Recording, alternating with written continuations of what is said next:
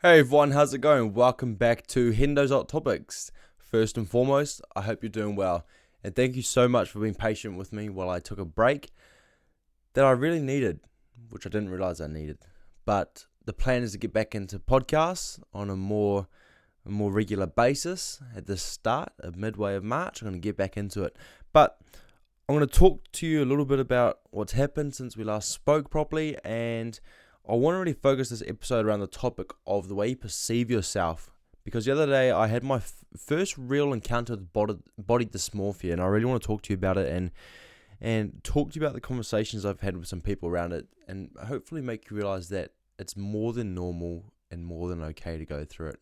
So, first of all, let's talk about what's happened since we last spoke. So, I saved up some money and I upgraded. So now I have two cameras. I have this camera here, which you're watching through now, that will get myself and the guest.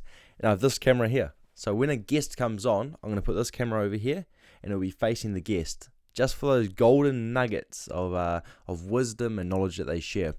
So that's really exciting. In terms of the HHT space, so I'm quite happy where we are at the moment. So I am hopefully thinking of moving into a bigger studio space, so to speak, around the end of this year, if it all goes to plan. Because at the moment I've got two big studio lights. All my photographers and videographers will know I've got two big box lights, soft lighting boxes, and I've got two cameras on two tripods in the corner of my room. But the good thing is I feel really comfortable and really confident in here, so it's good. I am blessed to have the studio, which I've had interviews with the likes of Shane Young, Will Thomas from Saatchi, and Jay Reeve from The Rock, which I can use every now and again when it's free. So very fortunate with that.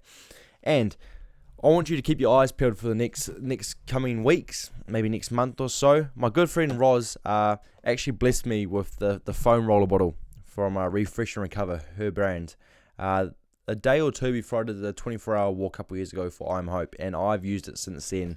So she's given me 5 to give away to you.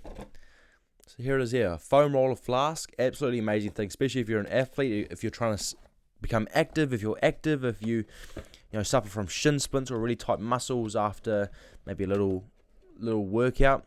It's so good. This really helped me with my shin splints because it's a foam roller, but you can apply force with your hands rather than having a traditional foam roller where you have to roll and it's quite awkward. This comes on a solid bottle where you can use it yourself. So I'm going to have 5 of these to give away to you guys. So keep your eyes peeled for that. Absolutely amazing person, Roz is. Refresh and Recover. She does amazing work there. And yeah, amazing product, amazing message, amazing person. It's just amazing. So keep your eyes peeled for that sucker. Hashtag who are you? So that's been going as we speak for, I'm recording 20 days, day 20 as we speak now. So happy with how that's coming along. It's amazing to be able to show you day in, day out my real vulnerable days, and just show to you that not every day has to be perfect and amazing.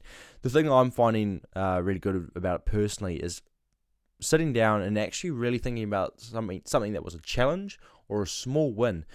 Because I guess from day-to-day life, we like to celebrate, or we focus on the big events that happen day-to-day. We don't really focus on the small things that happened. Maybe the things we don't really realize got us in a bad mood or made the day really hard. The small challenges or the small wins that we feel good, but we don't know why we feel good. So it's really good to indicate and speak on those small challenges and small wins. So I'm really happy with hashtag who are you. I'm going to be doing it for the rest of the year. If you haven't caught up to it yet, if you're not too big on social media and you listen to the podcast on Spotify, Apple Podcast, what I'm doing is it's a mini series. It is a mini series where each day I take you. It's more of a day in life, but it's a mini series, and I want to call it hashtag who are you. Each day you throughout the day you film little segments, and at the end of the day you sit down and you recap on the small challenges and small wins that made you of the day. So hashtag who are you. Day 20 so far, and I'm going to be doing it for the rest of the year. I might even make it a full-time thing, so keep on doing it. But I'm going to do it for the rest of the year, which I find really interesting. We're well into the double digits now. Really happy with that. Now I want to talk about the likes of body dysmorphia and when you run into negative perceptions of yourself. So I've started to take my health under control again. Over COVID, I spoke about it a couple of times. I put on a lot of weight and I became very unhappy. Now, you may not be able to see it on camera, but around here and on the left side of my hips as well, I've never shown it apart from my partner, is I've got really bad stretch marks here, which make me really self-conscious. Now, it was hard to find the motivation again. A lot of you will understand when I say, when you spend so long working for something and you obtain it and you lose it again, it's so demeaning to have to do it again, because you know how long and hard you worked for it. So it was really hard to get back and get my health under control, especially after losing football. That was a big part of my life. After losing that, it was really, really hard to sit down, focus, and get my body and health under control. But I've started to do it now, nearly 3 months under my belt consecutively, and I'm really stoked. The reason I want to talk about this is I had my first real run-in with it. Now, I've had my run-ins in the past, but it wasn't as I would like to say ruthless as the other day. So I was at the gym after a couple of days off, and I was in the toilet. And whenever I go to the gym, I go into the toilet, and I use it as like a time to mentally prepare myself, especially when there's lots of people there. Mentally prepare myself, remind myself why I'm there, what I'm there to do today, and get ready, get hyped, get psyched.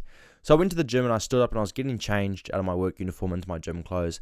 I looked at my body and I went, wow, like I spent nearly 3 months and I don't see any real results. So the gym, the workout went on and I was halfway through and I looked at myself and I changed my mindset. I looked at myself in my mirror and I said, nah, you know what? This shirt's baggier on you and your shorts looking bigger on you. And I remembered why I was there and what I was there to achieve, and why I had to keep going. Why I started, my why. And I went to the toilet after, looked at my reflection in the window, and I saw a huge change. A really big change from an hour before to an hour later. And I wanted to speak about this because I actually spoke to my mate Zion, who I was fortunate enough to come across a couple of weeks ago when he reached out to me after posting one of the first episodes of #WhoAreYou. When I spoke about the body dysmorphia issue a couple of days on day 18, it really struck me. And he actually messaged me before and he said, it's really, he's dealt with it as well, and it's really easy to have to run into body dysmorphia, especially when you're actively trying to change your body. And because I put on a lot of weight and I'm nowhere near as lean as I used to be, I think I look at my stretch marks and I look at my my smaller thigh gap and tighter clothes now with I want to say envy it. I really envy the fact that I allowed myself to get to this point.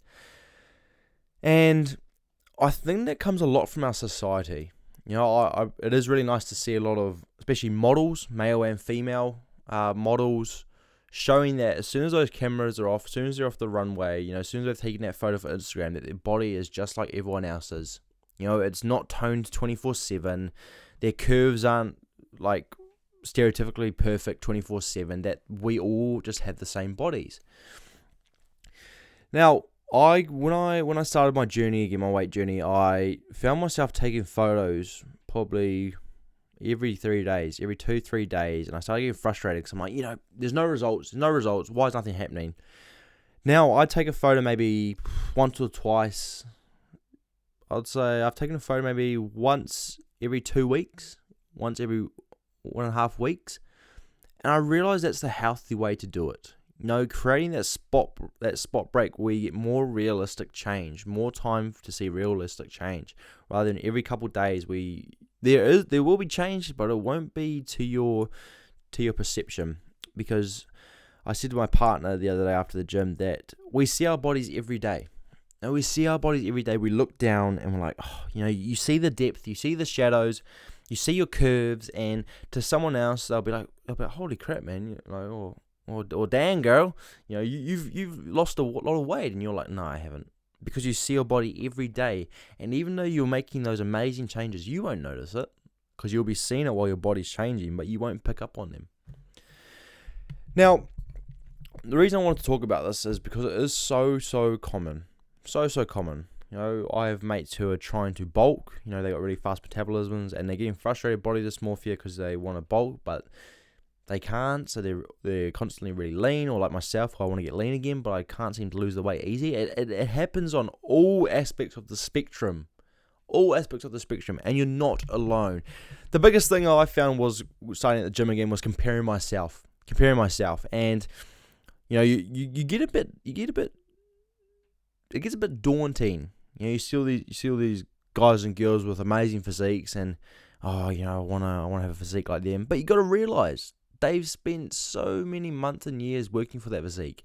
So I use it now as comparing, being like, I wish I had, to motivation. Being like, okay, looking at what he's doing, the workouts he's doing, but okay, I can incorporate that. Looking at his form, can I improve on that? Rather than making it negative, making it a positive. How can it help me evolve and become the person I want to be and get my health under control? Now, I'm really happy that unfortunate football the opportunity has resurfaced after so many years of not being able to play it. It's weird now because last time I played, I was 17, turning 18 last year of high school, was playing at high levels, school and club, and I was one of the young bucks. And now COVID's happened, and I've aged. I'm now one of the old boys. So I've had some good chats with the coach. Everything's good at the moment. Everything seems to be going well. Personally, I just have to keep on working at it so I can prove why I should be here over the young bucks, and putting the young bucks in their place and showing what I worked so hard for prior to COVID, bringing it up now. I had a chat with my mate Guy from Right Mate on a live a couple of weeks ago, and we were talking about my goals. So on my whiteboard, if you haven't heard me say it before, I've got a whiteboard up here in the corner of my room, and half the whiteboard is dedicated to the podcast goals, and half the whiteboard is dedicated to personal goals. And I have some quotes on there which I'll touch on. One of my goals before I changed it was survive 2023. And when I spoke to Guy about this, he goes, Hendo, well, why is it survive 2023? And I said, I don't know. I don't really know. And he to summarize it, he said, why put survive? It means you're preparing yourself for bad things to happen to you and come your way. Why prepare yourself for that? Why not put thrive? Live in the moment, live in the now, enjoy the year, and bring in the good. And it's interesting because after I had a chat with him, I thought about it. I put survive 2023 up there because I was already predicting this year to be like last year. So at the start of this year, I struggled really hard with trying to figure out how I was going to one up myself from last year. They always say you should be your harshest critic, and it's true. I'm my harshest critic. So last year, obviously, I did amazing things, accomplished so many amazing goals and milestones, spoke to so many amazing people, and I said, okay, how am I going to one-up myself this year? And I was on a stump. I was even, second-guessing myself, second-guessing the podcast, if it was worth it, yada, yada, yada. And I sat down, took my whiteboard off the wall, sat down, I wrote my goals out. And I realized the issue was that last year, I set goals, and a lot of them weren't realistic enough. I was going to have to wish upon a star for them to be able to achieve them. And I will say, it did keep me very hungry. It kept me very hungry. So the only thing I did this year was I made more realistic goals that were going to make me work for them, keep me hungry, but were very obtainable. So, for example, on the podcast side, I have be more consistent, set up a website. Something like setting up a website, once you break it down, it's probably only a couple of hours worth of work to make a simple website. It's obtainable, it's realistic, but it keeps you hungry, because once you've done the website, you go, okay, what can I do now? Oh, what else can I do now to make it better? I can do this to the website. Oh, what have they got? Okay, that looks nice. I'll do something similar. It's making you want to do more for yourself and evolve and keep growing. So something like buying a new camera. I've been wanting to do that for a while now, and it was realistic. It was obtainable. Obtainable, and I did it, and it's made me hungry. Now I've got a new camera. It goes, okay, now what can I film now? Oh, okay, I can have better quality. I want to do more podcasts now because they'll look better and all that sort of thing. So you got to do small habits and able to obtain the bigger goals. That moves me on to my next point. So I have a quote up there, and it's the person in 5 years is a result of the person today. Or you might have heard the result of you today. So the person in 5 years is a result of the person today. What that means is the small changes and your routine, your habits now will impact who you are in 5 years' time. So I like to call it the snowball effect, and you've probably heard it so many times. Wake up tomorrow, instead of getting out of bed and leaving it messy, make your bed first thing in the morning, or even the night before. Make your lunch for the next day. Create those small changes and habits so the person in 5 years is someone you're going to be proud of. The other one I have, which has helped me a lot, is when you are tired and can't give any more, only realize you're 40% done. So when you're tired and you can't give any more, only realize you're 40% done. I heard this a couple of years ago when I was running. I think it was like 7Ks or something. Achilles was tight, calf was cramping, and I heard it while I was listening to my motivational speeches, as everyone does when they're working out. And it made me think of this. 40%. So we'll use this a Repa bottle, for example, right? So it's 100%. You're working out, you're going for a run. 40% is that much. You have all of this left to give. So when you're tired and you think you're at 100% and can't give any more, you still have 60% left in you. You have 60% left in your tank to give. So when you're tired and can't give any more, remember that you're only 40% done. So remember, you've still got 60% left of that bottle to fill up. That quote can speak, whether you're in the gym, whether you're going for a run, whether you're in real life. If something hits you hard and you feel like you're done, only remember that you're 40% done. You still have 60% left to give to reach your full potential. So it was really interesting talking to Zion about that and reading it, because it proved my point that it is so normal to perceive yourself negatively and compare yourself to others, especially when you're working hard to better your health, and it's so easy. But you just have to remember why. And once you reach your goals, you're going to look back and be so glad that you continued and you didn't let those subtle changes that you don't see stop you. Now, 2022 was an amazing year, and I'm so grateful and thankful for all the lessons I was taught and knowledge that I gained and people that I met and conversations I had. This year, I'm very excited for it. I'm in the mix of trying to get funding from the Mental Health Foundation of New Zealand to travel the country and continue talking to schools. I'm at that age now. It's a real pinnacle age where and it was shown in the impact I had in some school kids last year.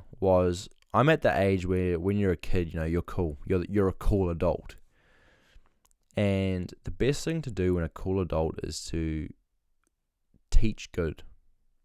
Now, I go to primary school kids and talk to them about going into intermediate, I talk to them about it's okay to feel if you're sad, that if you want to cry, have a cry, if you're mad, to release it, to shout into a pillow and release it, and know that your friends have your back and that there's always someone there to help you. I share a bit of my story and tell them that I wish I knew that at their age, and this is why I'm telling them, because later on it fueled up and like Dom Harvey said, it was stuck in a dirty gym bag for all those years, and I didn't know how to let it out until it got too late. Now, I talk to intermediate kids going into high school saying, you may be separated from your friends that you've been with for the past 8 years, that you may find yourself having to make new friends, that you may find yourself having to do and try new things, and that is okay. It is a time for you to make mistakes and to learn and try new things and find out who you are and figure out where you want to go.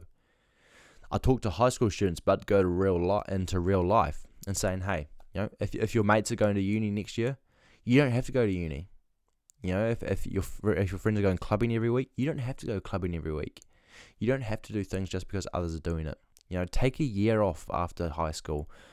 Live life, experience life, and figure out what you really want to do. There's no point going to university doing something just because you want to do it, and rather than taking a few years off, traveling the world, experiencing life, and going to university when you know what you want to do, instead of doing it just because you want to do it, or your mates are doing it, or you want to be in the same class as them, so forth. So it's really important, and I really, really want to work to get funded to be able to go across the country and push those messages and maybe even speak at some events to really target the young tamariki and the future generations no matter what age, there's always a message that needs to be heard and someone that needs to be seen, heard, and feel validated. All that anyone wants in life is to feel validated and to feel accepted. So that's the goal for this year. Going to continue evolving as a person, evolving the podcast as a platform, as a community. I'm excited. I'm trying so hard to get this website done so I can get the new shirts underway. So how that's going to work is a pre-order system. So I'm going to set up the website, and for a certain amount of time you can go in there, and if you want to buy one, you buy your size. And once the cutoff date comes, I'm going to use all the money that's accumulated from it and get the shirts. So it's pretty much whoever pays for a shirt gets a shirt. That's exactly what it is. So I'm very excited for that. I'm just happy to be back. I found myself making excuses, just as we all do. I'll do it next week, and I decided today, I'm going to do it. So I've done it. I'm feeling really good. And yeah, I hope you're doing well. So as always, do what makes you happy, do what you know is right, and do what you need to do for you. I love you very much, and I'll see you in a very short time. Goodbye. Love is lost, but